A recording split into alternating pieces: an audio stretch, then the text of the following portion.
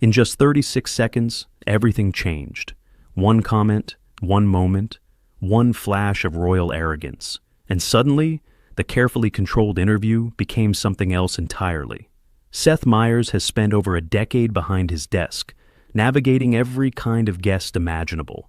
He's handled politicians who dodge questions, celebrities who overshare, comedians who bomb, and divas who demand.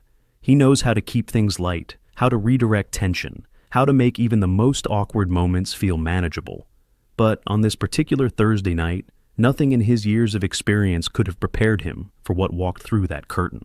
Prince Harry arrived with a smile that didn't reach his eyes, and an attitude that suggested everyone in the building should be grateful for his presence. Within 20 minutes, that smile would be gone. Within 25, Seth would do something he'd never done before, end an interview mid-segment and ask a guest to leave. Within 30, a duke would storm off the late-night stage to the sound of audience boos, leaving behind viral footage that would be replayed for years. Before we dive into this unbelievable story, make sure you hit that subscribe button and smash that like. Now, let's get into exactly what happened that night. The late-night band was playing as the show returned from commercial break. Seth Meyers sat behind his familiar desk, note cards arranged neatly, his expression the same warm, slightly mischievous look that had made him a late-night staple. Welcome back, everyone. Our next guest is someone who's been at the center of some of the biggest headlines in the world. He's a prince, a podcaster, a memoirist, and he's here tonight to talk about his latest project. Please welcome Prince Harry. The audience applauded enthusiastically as Harry emerged from behind the curtain. His smile was wide, but somehow performative, the expression of someone who'd been trained from birth to look pleasant whether he felt it or not. He crossed the stage with confident strides, shaking Seth's hand briefly before settling into the guest chair with a posture that somehow managed to convey both relaxation and tension simultaneously. "Thanks for being here," Seth said, his voice warm and genuine. "Thanks for having me," Harry replied. But there was something in his tone, something slightly off, like he was already annoyed before anything had even happened. Seth jumped right in. "So, you've been living in California for several years now. How's the adjustment been? Are you officially an American at this point?" Harry tilted his head, a slight smirk playing at his lips. "I wouldn't say American. I'd say I'm someone who's found a place where I can actually live authentically. Not everyone gets to do that, you know. Not everyone has the courage to make the choices I've made." There was a slight shift in the room. The audience wasn't sure if he was being humble or the opposite. Seth nodded, keeping his smile. "Of course. So, tell us about your latest project. What can people expect?" "I think people can expect truth," Harry said, leaning forward. "Real truth, not the sanitized version that gets filtered through palace communications or tabloid distortions. Something genuine, something that actually matters." "Right," Seth said carefully. "And this project, it's important to you." "Everything I do is important," Harry cut in. "I don't waste my time on things that don't matter, unlike some people." Seth's eyebrows raised just a fraction. "Well, that's great. Having passion for your work is—" "Passion isn't enough, though, is it?" Harry interrupted. "You need vision. You need the ability to see beyond what everyone else sees. That's what separates people who actually create change from people who just talk about it." The audience was quieter now. This wasn't the fun, light banter they were used to on late night. Seth shifted in his seat. "I'm sure a lot of people work very hard to create change in their own ways." Harry laughed, but it wasn't a friendly laugh. "Hard work? Please. I've seen what passes for hard work. Most people have no idea what real dedication looks like. They think showing up is enough. They think doing their little jobs and going home is some kind of accomplishment. It's actually quite sad." Seth's smile was getting tighter. "Well, I think our audience works pretty hard too." "Do they?" Harry looked out at the crowd with an expression that could only be described as dismissive. "I mean, I'm sure they try. But trying and actually making a difference are very different things. I've spent my life trying to make a real impact. Most people just exist." Now the audience was uncomfortable. Several people shifted in their seats. Someone coughed nervously. Seth took a breath. "Let's get back to your project. What inspired you to—" "What inspired me?" Harry cut him off yet again. "I'm constantly inspired because I'm constantly aware of what's happening in the world. Most people just sleepwalk through life. They consume content without questioning it. They believe what they're told by media outlets like this one. I've never been like that. I've always seen through the facade. Seth nodded slowly. Okay, so your project challenges people to think differently. It challenges people to think, period, Harry snapped. Not differently, just to actually use their brains for once instead of accepting everything they're fed by entertainment, shows that pretend to be meaningful. Seth's jaw tightened slightly. I'd like to think we do some meaningful work here. Would you? Harry leaned back, crossing his arms. Because from where I'm sitting, this is exactly the kind of superficial content that distracts people from real issues.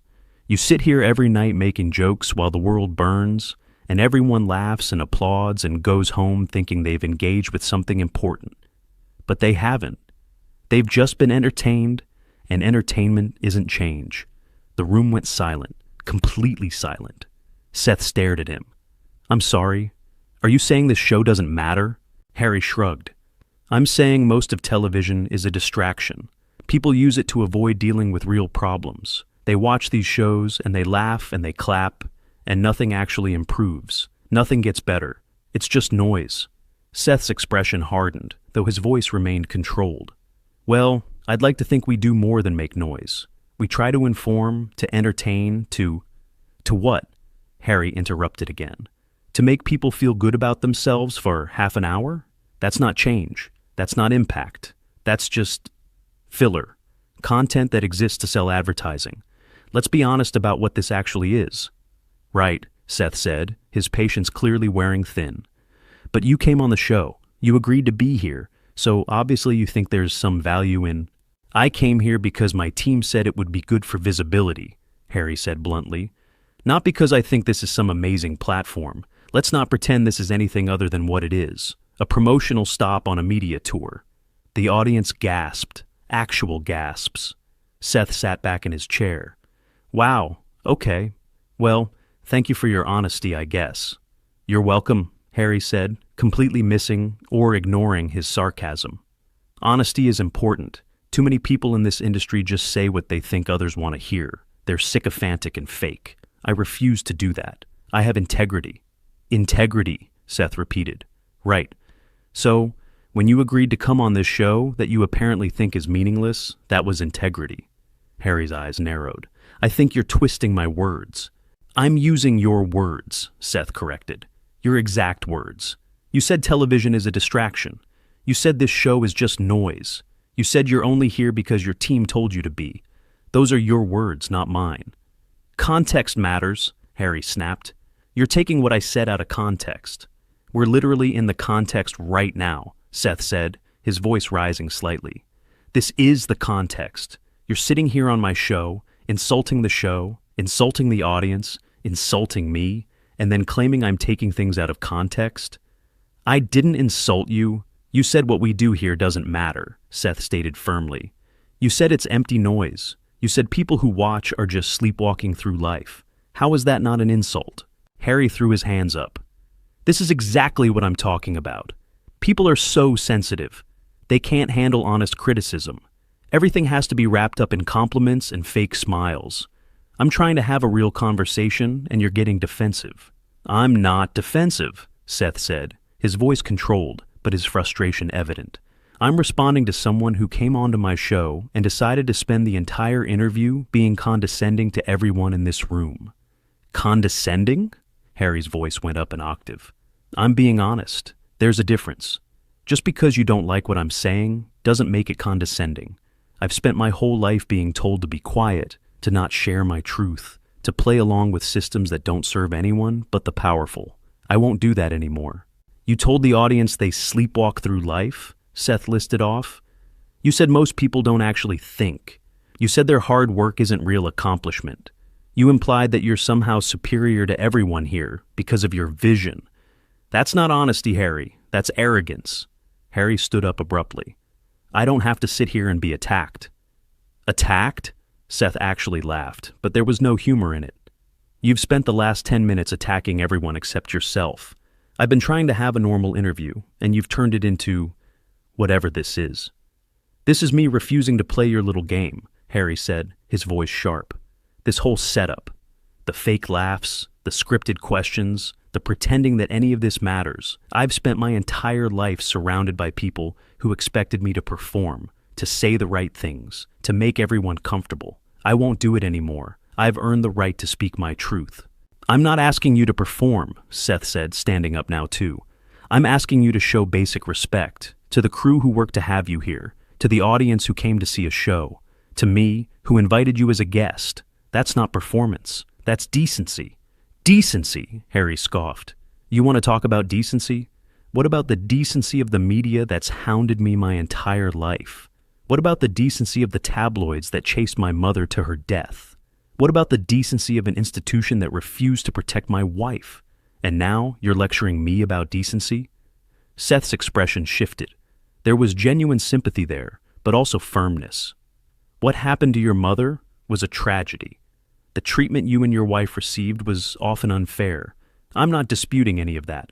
But I'm not the tabloids, Harry. I'm not the institution. I'm a guy with a late-night show who invited you here to have a conversation. And you've responded by insulting everyone in this building. I'm speaking truth. You're being cruel, Seth interrupted. And you're dressing it up as honesty. You can tell the truth without being unkind. You can be authentic without treating everyone else like they're beneath you. Those things aren't mutually exclusive. I'm not treating anyone like they're beneath me. You literally said most people just exist while you make real impact. You said the audience is sleepwalking through life. You said my show is meaningless noise. Harry, that is textbook condescension. That is exactly what it looks like to treat people as beneath you. Harry's face reddened. That's your interpretation. That's everyone's interpretation. Look around you. Harry glanced at the audience. They stared back at him, some angry, some shocked, some just deeply uncomfortable. No one looked supportive. I'm expressing my perspective, Harry started. You're expressing contempt, Seth corrected. And you're doing it while demanding that everyone respect yours. You want empathy for your struggles while showing none for anyone else's. You want to be understood while refusing to understand. That's not honesty or authenticity. That's just entitlement. Entitlement? Harry's voice rose dangerously. Do you have any idea what I've sacrificed?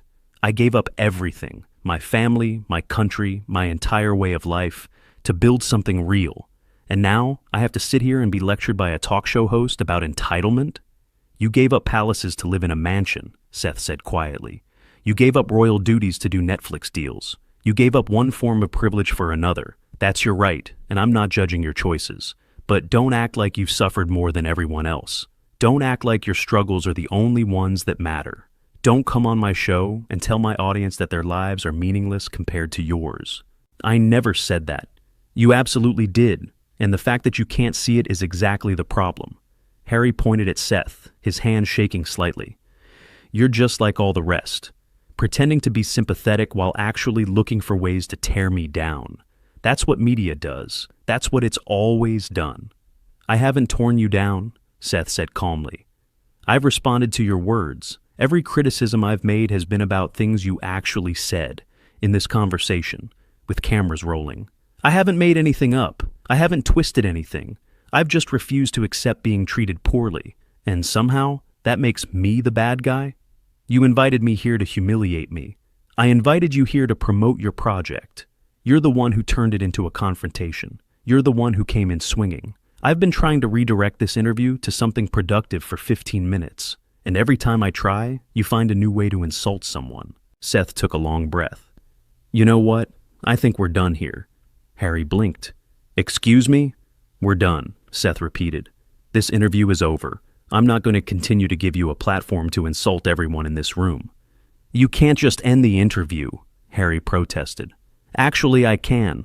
It's my show, and I get to decide when a guest has crossed a line, and you crossed it about 5 minutes ago. I gave you chances to pull back, to redirect, to show that maybe this was all just nerves or miscommunication. But it wasn't. This is just who you are when you're not being handled. Harry's face flushed red. This is unbelievable. You invite me here, and then you kick me off because I won't play along with your little charade. I'm asking you to leave because you've been disrespectful, dismissive, and frankly cruel, Seth said, his voice steady. Not because you won't play along. Because you've been genuinely unkind to people who did nothing to deserve it. Fine, Harry snapped. I'll leave, gladly. This was a waste of my time anyway. Then we agree on something, Seth said quietly. Harry ripped off his microphone, the wire tangling for a moment before he yanked it free. You're going to regret this, he hissed. I don't think I will, Seth replied calmly. Do you know who I am? Harry's voice rose. Do you have any idea the kind of platform I have? The audience I reach? You've just made a huge mistake. The only mistake I made was not ending this sooner, Seth said. Goodbye, Harry. Harry's mouth opened and closed. He looked like he wanted to say more, wanted to fire back with something devastating, but he couldn't seem to find the words. The audience was staring. The cameras were rolling. Everyone was watching him stand there, speechless. I said goodbye, Seth repeated, his voice firm. For a moment, it seemed like Harry might refuse to leave, like he might plant himself in that chair and refuse to move. But then something shifted in his expression. Maybe it was the realization that he'd lost control. Maybe it was the awareness that every second he stayed made things worse. He turned on his heel. This show is a joke anyway, he threw over his shoulder as he walked. And yet, you agreed to be on it, Seth called after him.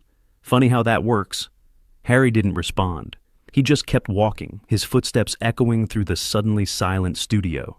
But he couldn't resist one final moment. Right before he reached the exit, he stopped, turned around, and looked directly at Seth. You're nothing, he said, his voice cold. You and this show and everything you think you built, it's nothing. You're an entertainer playing at relevance while people like me actually change the world. The audience erupted, not in applause, but in boos. Actual boos. They booed him loudly, unmistakably, a wall of disapproval that filled the studio. Harry's face went from red to white. He didn't expect that. He expected them to be on his side, maybe, or at least to be neutral. But they weren't. They were firmly, loudly, completely against him. He turned and disappeared through the exit without another word. Seth stood there for a long moment, the audience still buzzing with shock and outrage. Then he turned to the camera, his expression a mix of exhaustion and bemusement. Well, he said, his voice surprisingly light, considering what had just happened. That was something. We're going to take a quick break. When we come back, we'll have our musical guest, who I'm told is actually happy to be here. We'll be right back. The cameras cut. The audience broke into applause, but it was different now. Supportive, sympathetic. They were clapping for Seth, for the way he handled it, for the dignity he maintained even when his guest had none. During the commercial break, Seth sat at his desk while someone handed him a glass of water. He took a long drink.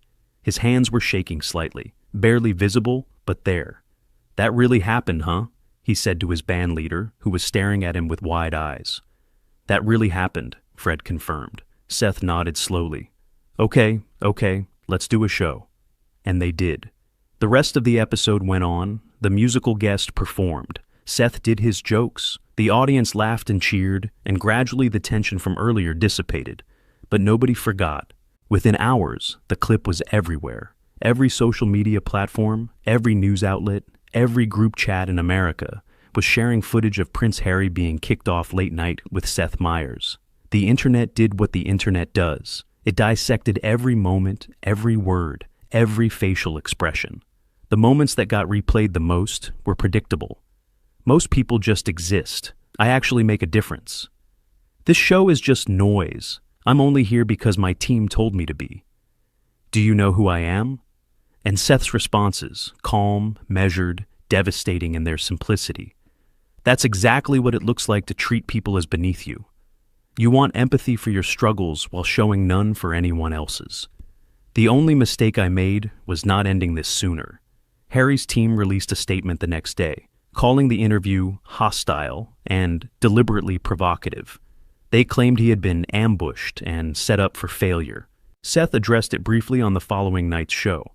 I've seen the statement from Prince Harry's team, and I just want to be clear about something. The full, unedited interview is available for anyone who wants to watch it. Every question I asked was normal, basic stuff. How are you? Tell us about your project. How's California? The only unusual thing about that interview was his responses. He came in determined to be offended, and he found reasons to be offended. That's not my doing. That's just what happened. The audience applauded wildly. "Look," Seth continued, "I don't enjoy what happened. I've done thousands of interviews, and I've never had to ask a guest to leave. That's not fun for anyone. But I'm also not going to apologize for setting a boundary. When someone comes onto your show and spends 20 minutes insulting you, your audience, and your entire profession, you have a choice. You can laugh it off and let it go, or you can say, actually no, this isn't acceptable." I chose the second option. He paused, looking directly into the camera. "Here's what I've learned from this. You can be a prince, a celebrity, the most famous person in any room, and still need to treat people with basic respect. Titles don't exempt you from decency. Trauma doesn't give you permission to be cruel, and no matter how important you think you are, you're not too important to face consequences for your behavior." The interview lasted less than 20 minutes total. 20 minutes that got replayed and dissected and analyzed for months afterward. 20 minutes that became a defining moment, not just for Harry's public image, but for the conversation about entitlement, accountability, and what happens when someone who thinks they're untouchable discovers that respect isn't demanded, it's earned. What do you think? Was Seth right to end the interview, or should he have handled it differently? Was Harry's behavior as bad as it seemed, or was he just being honest? Drop your thoughts in the comments below. If you enjoyed this story, don't forget to like this video to help it reach more people. Subscribe to our channel for more explosive celebrity moments.